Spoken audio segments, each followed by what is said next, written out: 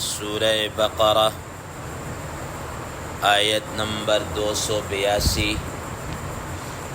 آپ حضرات کے پاس پیج نمبر ہے 13۔ اعوذ باللہ من الشیطان الرجیم، بسم اللہ الرحمن الرحیم۔ یا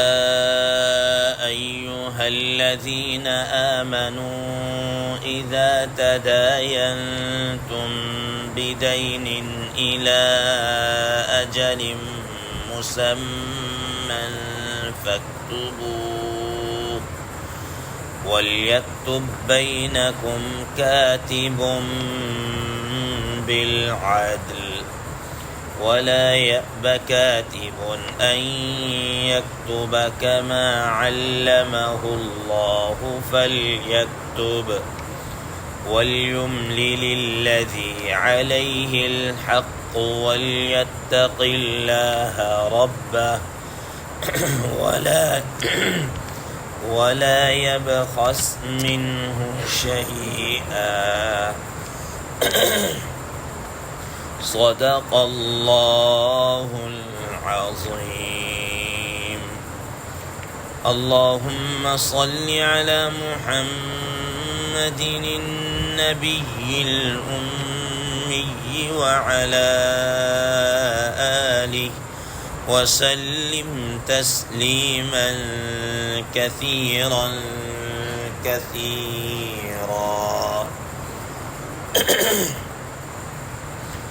محترم سامعین کرام، اس آیت مبارکہ کے اس حصے کا ترجمہ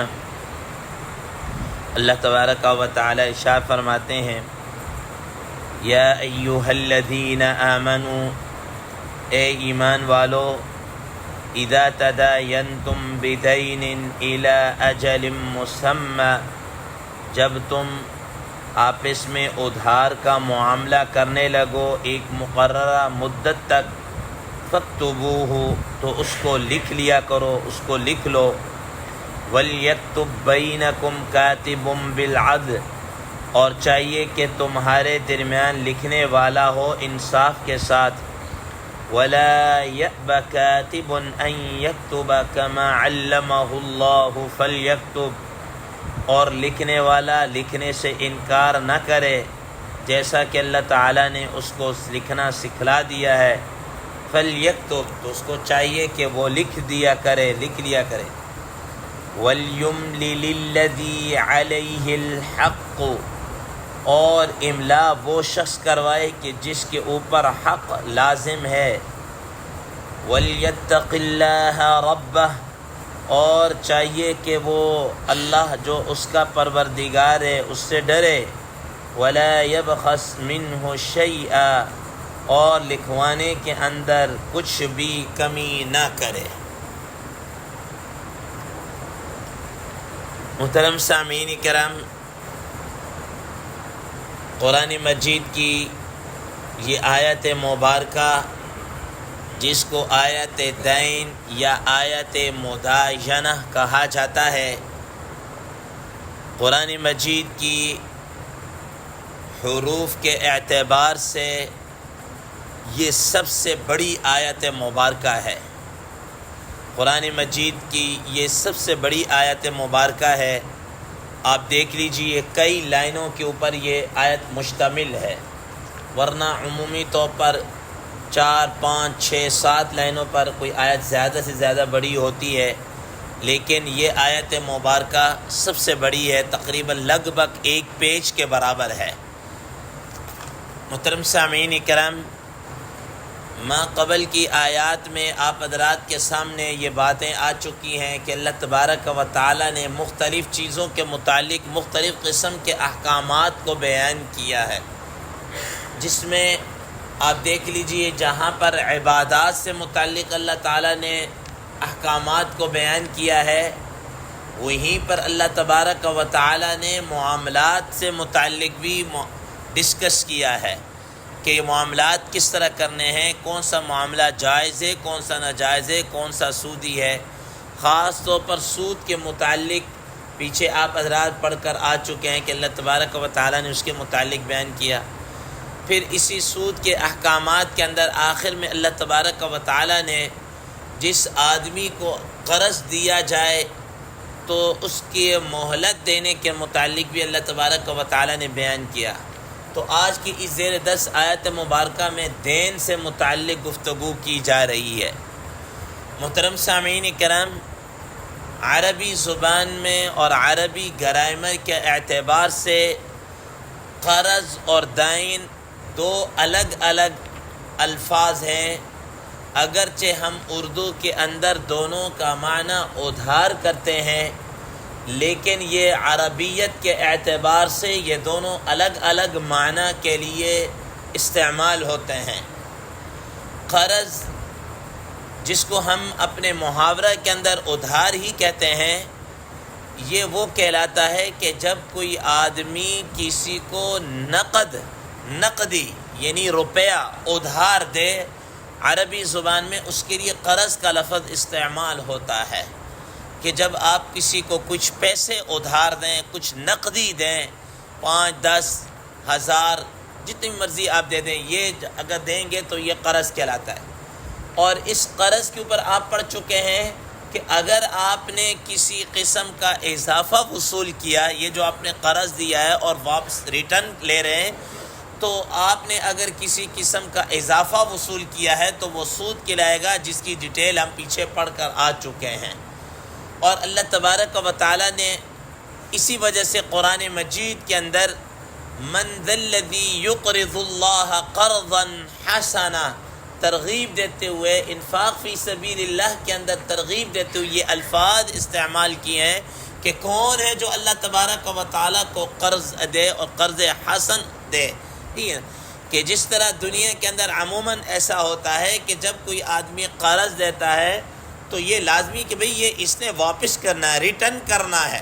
یہ لازمی یہ واپس کرے گا ریٹرن۔ ہاں یہ الگ بات ہے کہ وہ مکر جائے یا ایک اور بات ہو، وہ لیکن یہ اس کے ذمہ لازم ہوتا ہے، وہ واپس کرے گا۔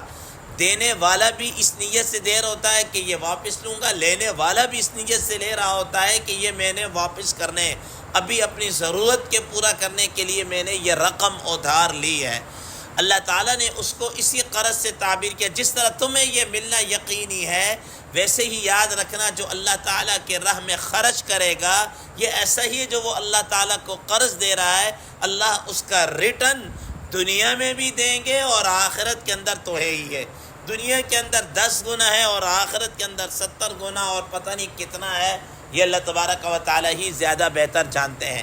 تو ایک ایک قرض جو میں نے آپ کو بتا دیا کہ یہ رقم بندہ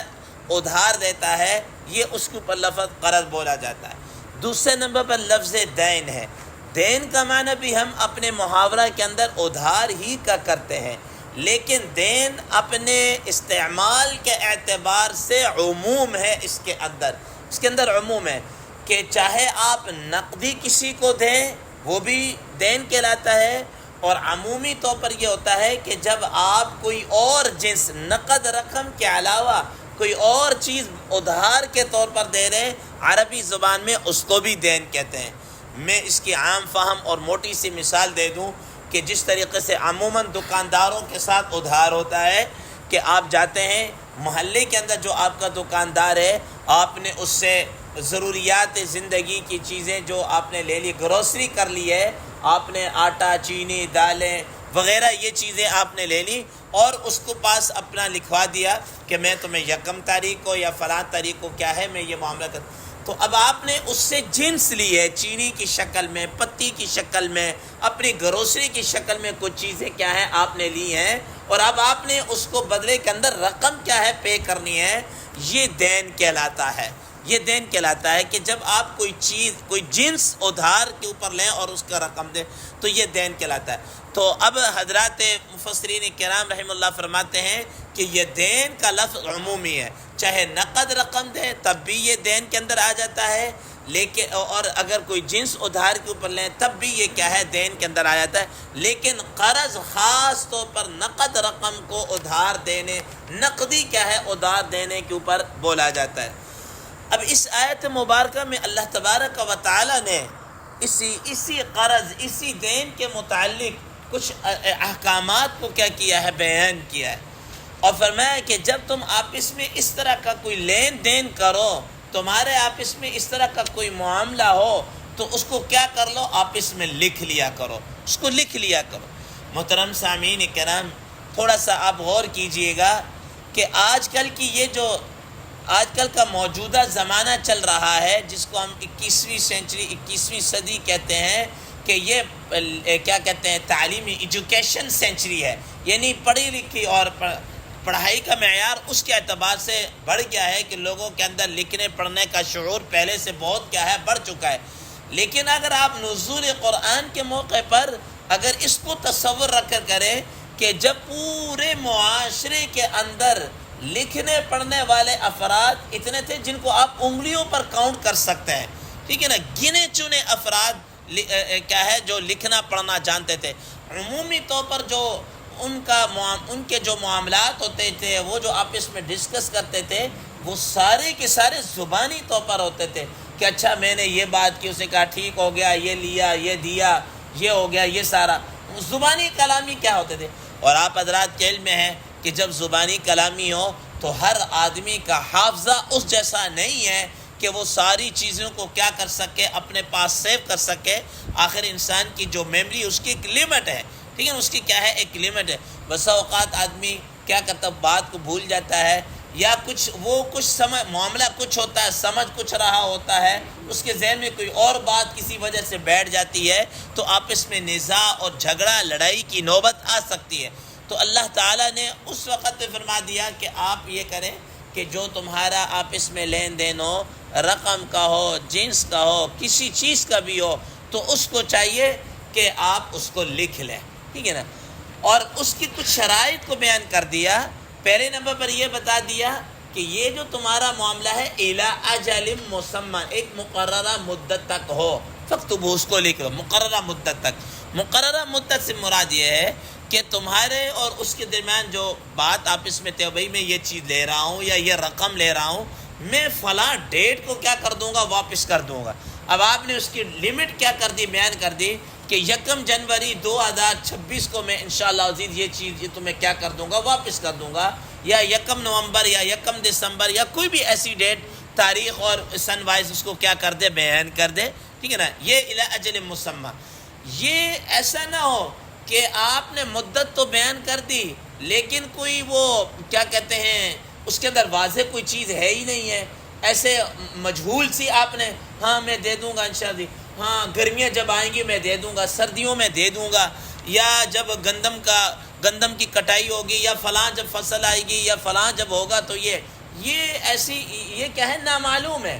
ظاہر ہے، اب مثال کے طور پر چلو اسی کو دیکھ لیجئے کہ اگر ہم یہ کہیں کہ جناب سردیوں میں دے دوں گا، بسا اوقات اس طرح ہوتا ہے کہ بارشیں ہو گئی، سردی پڑ گئی، تو اب وہ اگلا بندہ کہے کہ جی سردی آ گئی، لو میری رقم دو، ٹھیک ہے نا۔ دوسرا بندہ یہ سمجھ رہا ہے کہ بھئی سردی سے میری مراد یہ ہے کہ جب پیک کا ٹائم ہوگا، جب کیا کہتے ہیں اپنا دسمبر اور جنوری کے جو ٹھنڈ یخ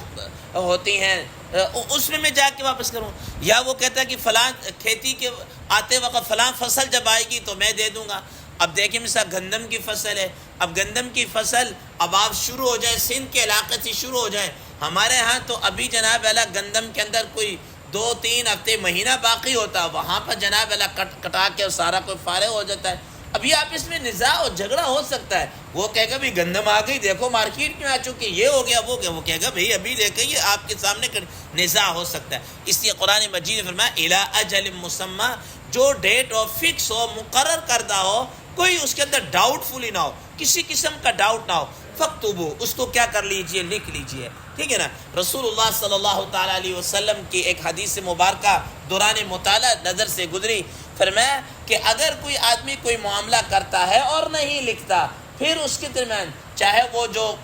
جس نے قرض دیا ہے وہ نہیں لکھ رہا، مقروض نے لکھا، یا کچھ بھی کسی وجہ سے نہیں لکھا، پھر اگر کوئی آپس میں نزاع ہو جاتا ہے اور یہ اس کو بد دعائیں دیتا ہے، یہ کرتا ہے، تو فرمایا کہ اللہ تعالیٰ بھی اس کی فریاد کو نہیں سنے گا کہ جب اللہ تعالیٰ نے لکھنے کا حکم دے دیا تو تم نے کیوں نہیں لکھا، تو تم نے لکھا کیوں نہیں ہے؟ اب جو تم جناب اللہ جھولیاں اٹھا کے، ہاتھ اٹھا کے بد دعائیں جو کر رہے ہو، تو اس وقت